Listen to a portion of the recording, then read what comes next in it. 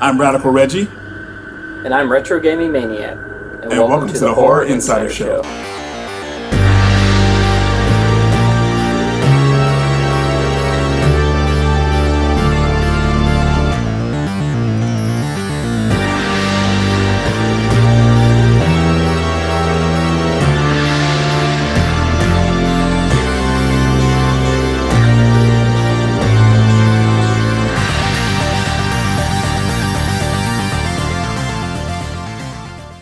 Hey guys, Retro Gaming Maniac here with Radical Reggie, and we are back with another episode of the Horror Insider Show.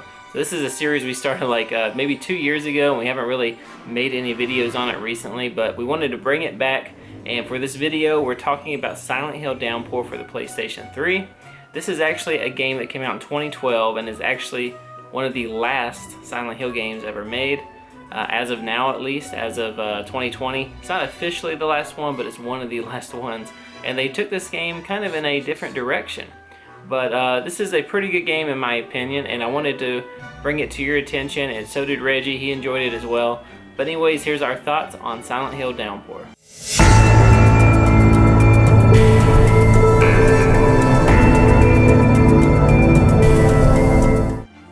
So Silent Hill Downpour is one of the Silent Hill games that I would say got a mixed reception, and I want to kind of explain why I think that is. Where the original games, most of the original games had to deal with the fog element. You know, the fog was the terrifying, the fog was the unknown, and it just brought a sense of like unnerving to you when you played the game. So you just never knew what was going to happen in those games. So with Downpour, the fog is taken away, and in its place, rain. The rain has the same, I would say, function as the fog in the way. Like the rain is the terrifying, the rain is the unknown. But a lot of people weren't really comfortable with that, and that's okay. You know, they were going for something different with this game, and I think they achieved that. Now, graphically, at the time, I thought the game looked fine. You know, I don't think any Silent Hill game was just really outstanding in graphics, because you're really in like pretty messed up environments. You know, nothing's really pretty about some of the Silent Hill games if you really think about it. Now, the game stars Murphy Pendleton, a man who was put in jail. He had a tragedy happen to him, and he was able to avenge that tragedy. But with doing so comes consequences, and that's when the game pretty much starts. So like Reggie was saying, they tried to do something different with Silent Hill Downpour, and I believe they succeeded.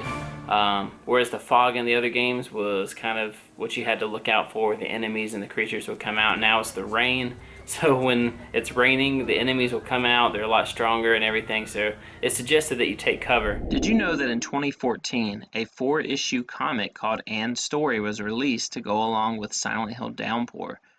The story was written by Tom Waltz, and the art is actually pretty awesome looking. The comic was generally received well, and fans enjoyed the fact that it was able to fill in some of the gaps in the story that the game had left out.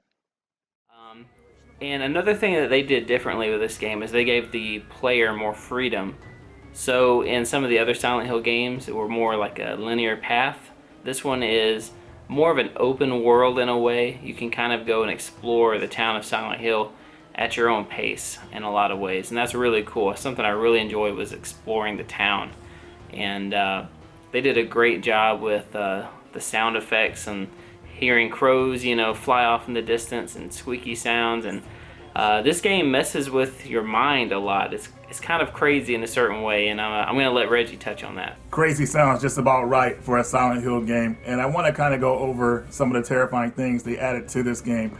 Like, I would say the game kind of plays like mind tricks on you, or if you enter a room sometimes, you'll enter back into the same room. You'll thinking like, hey, I just entered this room, what's going on here? So it kind of messes with you with certain points like that. Also, later in the game, well, pretty early on in the game, I would say kind of, that there's these black holes that will chase you. And you're running from these black holes trying to find an exit to get away from them, and it's pretty terrifying. And not only that, the developers gave you the option to look behind you, which is one of the worst things to do when you're being chased, because obviously you look behind you, you slow down somewhat. So I like how they added that element in there. I don't use it because, like I said, you look behind you, you can mess yourself up, but you're running around trying to find an exit to get away from the black holes, and I felt like that was a really cool element they added to the games. And also, Josh talked about like how you have more options in this game, as where you don't have to just go to one path to get to a certain destination. There's multiple paths you can take, which is really great. It feels like out of all the Silent Hill games, one of the more open ones in a way. So I definitely like that element to the game. Also, I want to touch on the controls too. The game's controls felt really good. You know, felt tight and everything. You felt like you weren't really like having a hard time to do certain things in the game. And I just feel like it's just honestly, even though people give it a hard time, I think it's one of the better Silent Hill games. So Reggie mentioned the black holes that chase you, and they are pretty scary. And they're somewhat forgiving. Like if you make a wrong turn, you're not automatically dead. You can make your way out of it and kind of correct yourself, but you got to be really quick about it. And one of the things they did to kind of help you out there is when you're running, you have the ability to run up on like a shelf and throw it in its path and kind of slow it down a little bit. And you can look behind you by pressing L1, I think, but then you just end up running into something in front of you, and you don't want to do that. You have very little time to get away from it. But this game plays a lot like, I've heard other people describe it as like a crazy house or a madhouse. So sometimes you'll be walking up the stairs and they just keep going indefinitely, or you'll be walking up a stairway and you look up and you see stairs that are like upside down on the ceiling.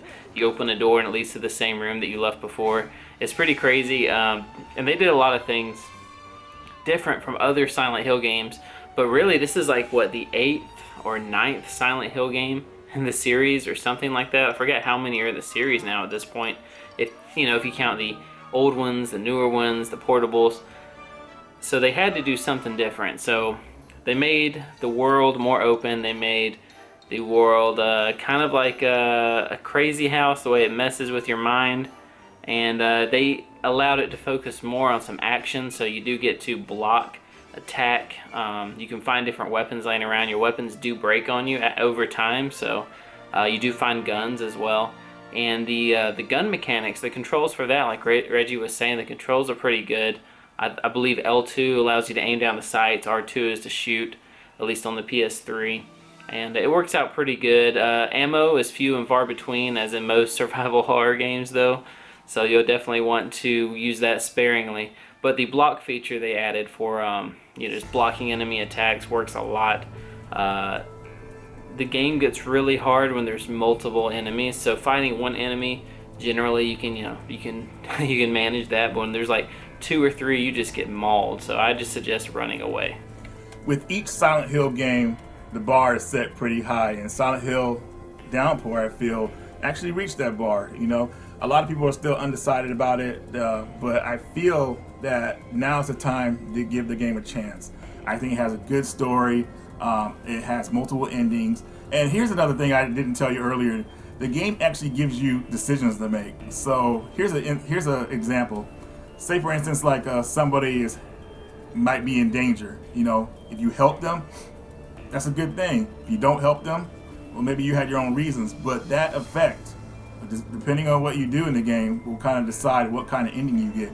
Whether the ending where you're a nice person, you did everything right, or allegedly if you did the bad ending or whatnot, you did like not so good decisions. I think that was a really good thing they added to this game.